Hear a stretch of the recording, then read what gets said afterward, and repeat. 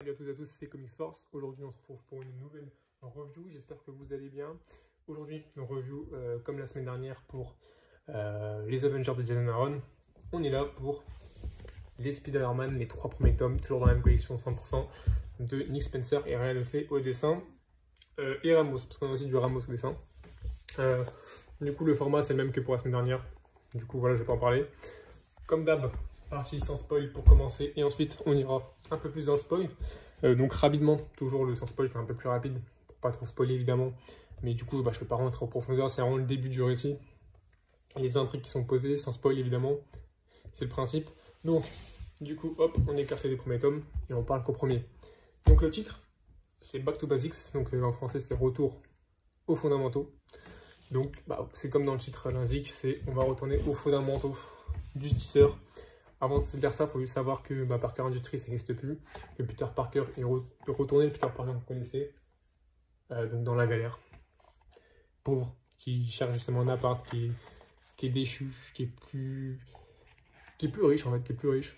Donc voilà. Donc, pour faire simple, c'est un retour au basique. Le tisseur tout perdu, il recherche un appartement avec son meilleur ami. Et dans son appartement. En fait, ça, c'est le comics du Free Comics Book Day. Du coup, en fait, tout le monde l'a lu, je pense, celui-là, parce qu'il était gratuit et c'était très simple. Et du coup, il va trouver une colocation à 3 avec son meilleur ami et le troisième membre qui sera Boomerang. Et du coup, ça va emmener pas mal d'intrigues, de petits trucs drôles, d'événements qui vont se passer ensuite. Parce que lui, ça reste Spider-Man. Même si Boomerang ne sait pas que c'est Spider-Man. Donc ça va se passer pas mal de trucs drôles. On a un caïd, le caïd maire de la ville, mais qui est toujours une pourriture, parce que ça restera le caïd. Et du coup, c'est pas mal, voilà, comme on voit sur cette planche-là, c'est vraiment pas mal, c'est intéressant, il y a un bon développement.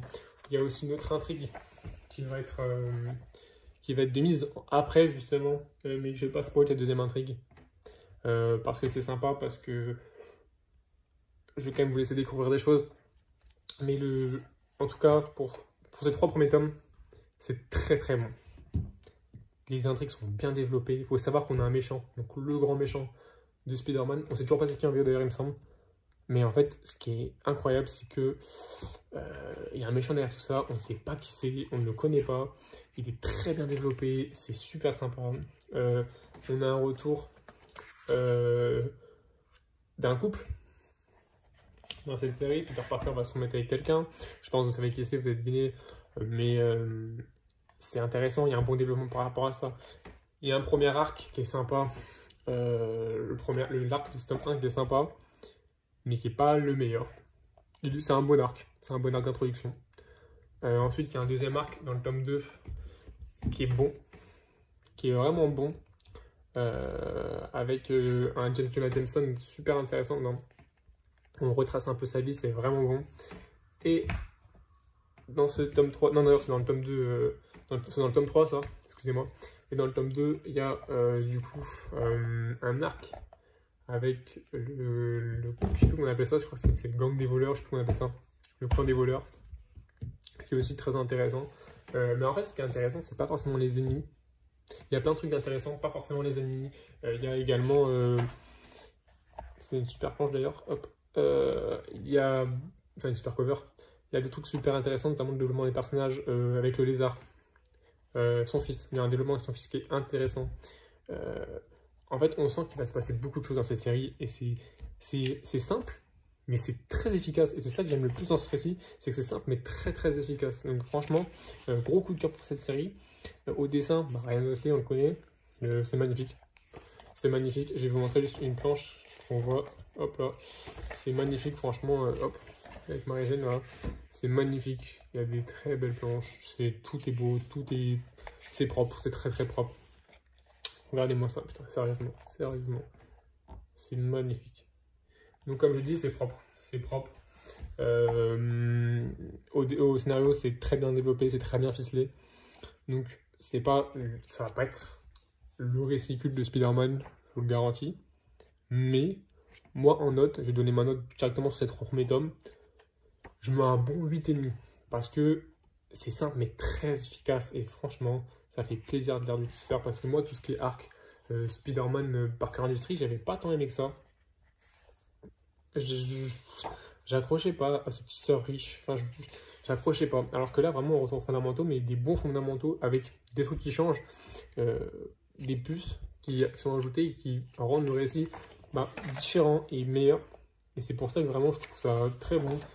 Donc voilà pour la partie sans spoil. Maintenant, je vous laisse 10 secondes pour partir. Si vous n'êtes pas intéressé par le récit, enfin, si vous êtes intéressé par le récit pour le lire plus tard, pour pas vous faire spoil, partez. Sinon, si vous voulez vous faire spoil, vous en foutez, ou que vous voulez juste rester pour vous tenir dans la continuité de ce qui va se passer, restez, écoutez. Et donc, du coup, on commence la partie spoil. Donc, comme j'ai dit, le boomerang ennemi, on va savoir qu'il y a une intrigue, c'est que une des petites intrigues, c'est que Boomerang a volé quelque chose dans un musée qui a intéressé énormément le Caïd et on ne sait pas ce que c'est encore actuellement là où j'ai lu. On ne sait pas ce que c'est. Il y a d'autres intrigues. Le retour avec Mary Jane qui est super sympa. Et dans ce premier arc, voilà, l'intrigue c'est ça, c'est qu'en fait l'université de Peter Parker, comment dire, la fac a créé une machine qui permettait de savoir si les personnes trichent ou non. Et en fait, du coup, ils disent Peter Parker. Il lui demande justement de passer. Et en fait, ça marque qu'il a triché pour avoir son diplôme parce qu'en fait, ce qu'il a écrit, c'était Dr. Octopus, lors de la période supérieure Spider-Man. Donc, le Dr. Octopus qui avait fait ça. Et du coup, ça fait que, voilà, il est mal vu. Du coup, maintenant, il est viré du Bagel. Du journal. Excusez-moi. Du Daily Bugle.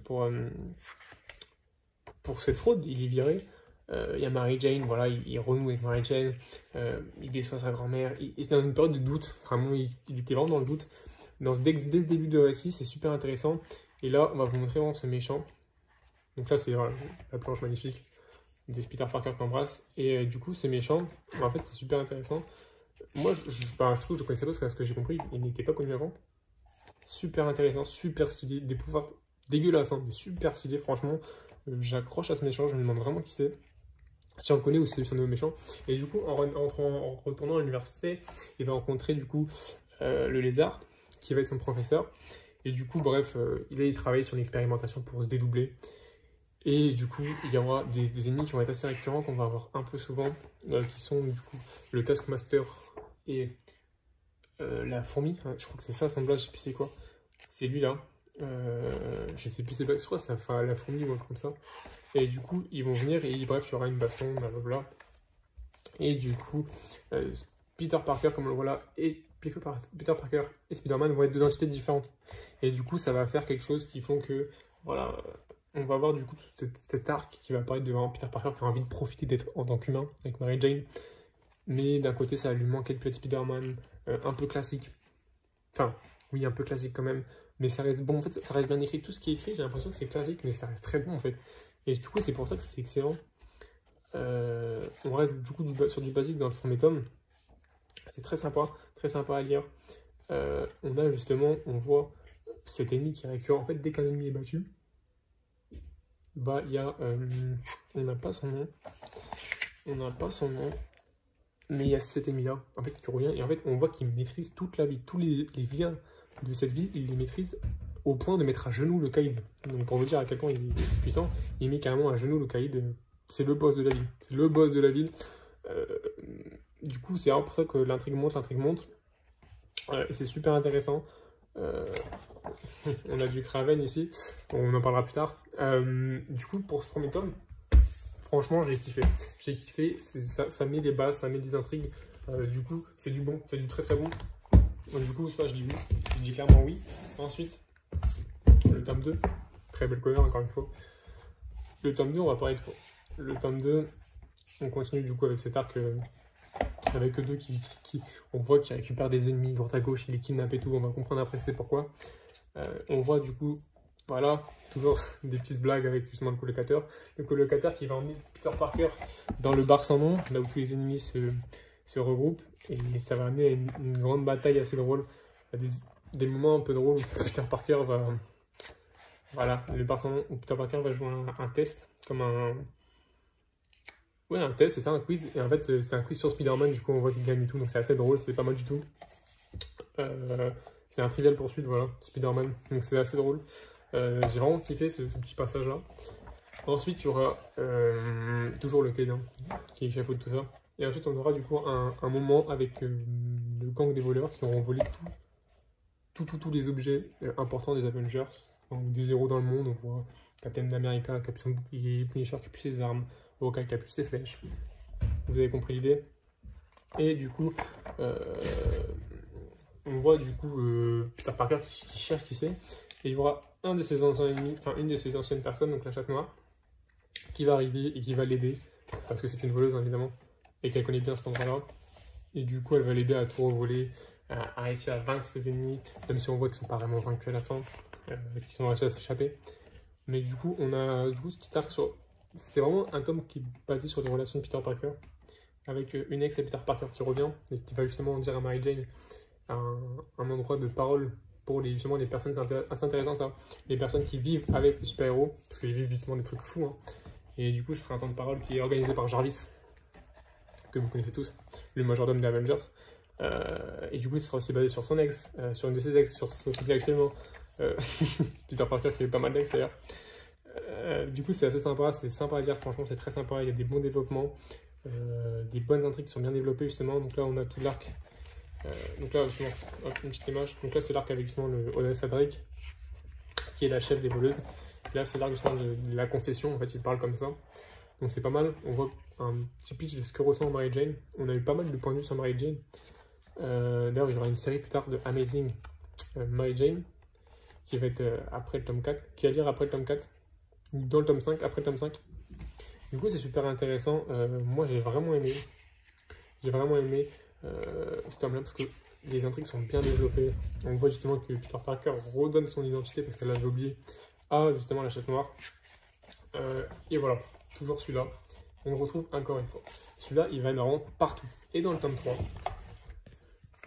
que j'ai trouvé aussi super intéressant, on a James Jonah Jameson, qui est maintenant un fervent défenseur de Peter Parker, qui justement reçoit une convocation par le Caïd à la mairie pour être remercié, être gracié, enfin pas être gracié mais être remercié et tout. Et lui dit invite Peter Parker en même temps. Avant cela, il va rencontrer des ennemis et du coup ça va le mettre dans une galère.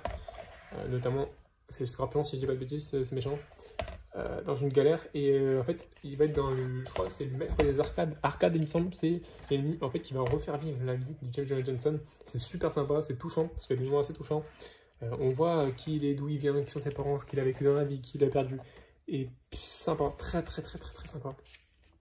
Et on voit du coup son enfance, on voit que en fait ils essayent de le faire craquer en lui disant voilà Peter Parker, mais il t'a apporté plein de merde dans ta vie à cause de lui, t'es devenu fou, rejoins-nous, en fait, reviens pas dans le côté obscur, mais voilà, soit contre lui, et du coup, James Jonah Jameson qui résiste, on a un bon développement, on a une bonne bataille contre le Scorpion, là vous reconnaissez, le grand homme, en fait c'est l'arcade qui est une personne qui est employée par les méchants pour ses services, et en fait c'est le grand homme qui l'avait employé, et le grand homme c'est un ancien collègue, justement, de James Jonah Jameson. Donc c'est Frederick Foswell Jr., que vous connaîtrez sûrement. Ou non d'ailleurs, pas forcément j'allais dire, c'est pas non plus le mec le plus connu.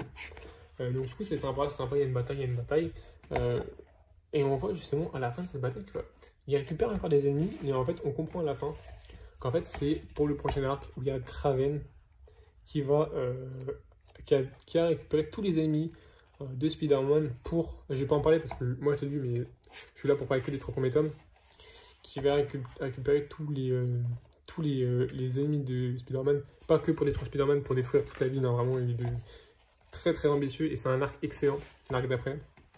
Il y a aussi un développement sur les fils du lézard qui sont devenus des lézards suite à une transfusion sanguine pour leur survie, et du coup en fait, on voit que voilà, son fils veut devenir comme tous les autres adolescents, et du coup il va commencer à l'extérieur. On le retrouvera dans le tome 4. Hop. Quelques planches. Là, c'est un peu moins bien dessiné. Je sais pas qui dessine là, mais c'est un peu moins bien dessiné. J'aime un peu moins le trait. On voit Mary Jane qui rouvre aussi le centre Vist, le centre de SDF ou des réfugiés où ils aidaient pas mal de gens. Et en fait, il y a un bon développement. Il y a des bons ennemis, pas forcément les plus connus, même si on a quand même du mystère. Oui, du mystérieux aussi, il y a du mystérieux dans le tome 1.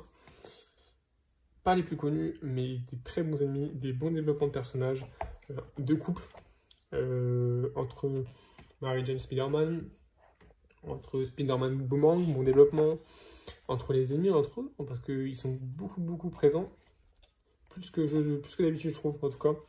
Et du coup, bah, moi franchement, je vous le dis, pour ce premier tome, je vous conseille fortement cette série. C'est un des meilleurs tomes du relaunch, des meilleures séries du relaunch justement de Fresh Start. Foncez sur Spider-Man, Amazing Spider-Man. En tout cas, voilà pour cette petite review. Ma note, comme j'ai dit, c'est un bon 8,5 sur 10. Très bon. Et tome 4 est très bon. Gros coup de cœur, franchement, pour Nick Spencer qui fait du bon boulot. J'ai vu des gens qui, en général, la série est bien aimée. J'ai vu des gens qui n'aimaient pas. Pourquoi, je sais pas. Mais en général, la série est quand même bien aimée. Comparé justement à la semaine dernière avec Avengers, qui n'était pas non plus aussi. Moi, j'ai bien aimé, mais que les gens n'avaient pas forcément bien aimé. En tout cas, merci d'avoir regardé cette vidéo. J'espère qu'elle vous aura intéressé, ce nouveau format de review. Donc, c'est la deuxième vidéo. La troisième, je ne sais pas sur quoi elle sera. Peut-être sur du R6, l'omnibus. Peut-être sur du Immortal Hulk. Peut-être sur du Zdarsky. Je sais pas. Enfin, du Zdarsky, du Daredevil. En tout cas, voilà, si vous avez aimé la vidéo, n'hésitez pas à vous abonner, commenter ou liker. Dans les commentaires, surtout, dites-moi ce que vous avez pensé de cette série-là, si vous l'avez achetée, si vous la suivez, ce que vous aimez et surtout ce que vous n'aimez pas, pour qu'on puisse échanger. Merci à vous d'avoir suivi cette vidéo. Et sur ce, je vous souhaite une bonne journée ou une bonne soirée.